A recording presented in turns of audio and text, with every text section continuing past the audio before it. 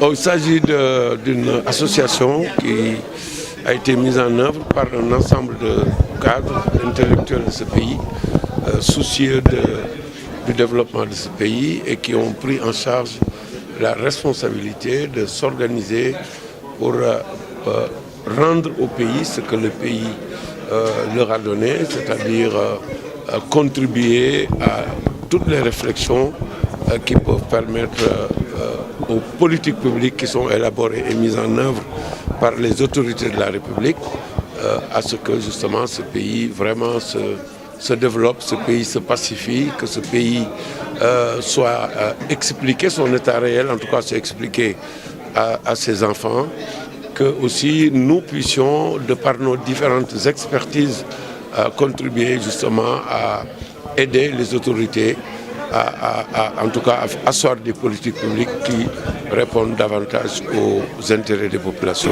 On parle de développement des territoires. Alors, quelle politique doit-on mener pour qu'il y ait développement des territoires? Aujourd'hui, nous avons traité du thème qui parlait du rôle des élites nationales justement dans le développement des terroirs.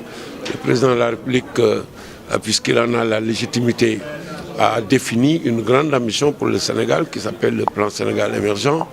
Il l'a adossé à des instruments et des outils très forts, dont l'un est l'acte 3 de la décentralisation, qui a fait qu'il a délocalisé une très bonne partie des pouvoirs. Il a déjà permis à toutes les élites nationales, à tous les citoyens, de se présenter à tout type d'élection sans avoir forcément été membre d'un parti, ce qui était aussi une injustice qui est réparée. Mais il a mis aussi un certain nombre d'instruments comme le PUDC, comme la couverture maladie universelle et beaucoup d'outils qui permettent aux populations en tout cas de pouvoir naître dans des terroirs, d'y grandir, d'y étudier, d'y travailler, d'y rester et puis d'élaborer des politiques et des stratégies qui permettent aux populations de se fixer, mais aussi qui dans une cohérence globale peut permettre l'émergence que l'on attend, parce qu'on ne peut pas émerger simplement en ayant Dakar comme principal centre d'activité. On ne peut pas émerger si toutes les populations se déplacent et viennent à Dakar ou prennent les bateaux pour aller à l'étranger. Le Sénégal émergera quand chacun pourra avoir un minimum vital, économique, social, sanitaire, des infrastructures d'éducation, et puis des moyens justement de communiquer avec le reste du pays. Le ministre en charge du réseau ferroviaire national est là. Il y a d'importants projets ferroviaires qui sont en cours.